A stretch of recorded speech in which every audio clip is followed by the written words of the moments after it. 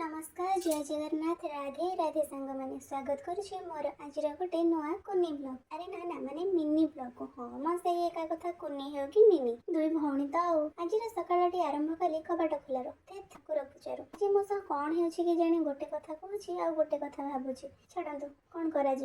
full टे अधिक थिला से माल करदेली कलश बसई फुल सजे पूजा करी आम जीवन में आम विभिन्न कस्मेटिक यूज करके सुंदर हो सजे कि ठाकुर से सब किसी दरकार न था बास खाली फुलरे टे सजे दिए भक्ति टे से तो अनेक बसता कान टे शुणी बसता तुम डाक शुणे बोली मुझे तुलसी माँ को पूजा कर पूजा सारी सारे मुझे आम कान्हा को सेबार लगी प्रथम मु कान्हा को स्नान कर मुझे पोछापोछि करदी देहेतु ठंडा लगे टे अतर लगे देहरे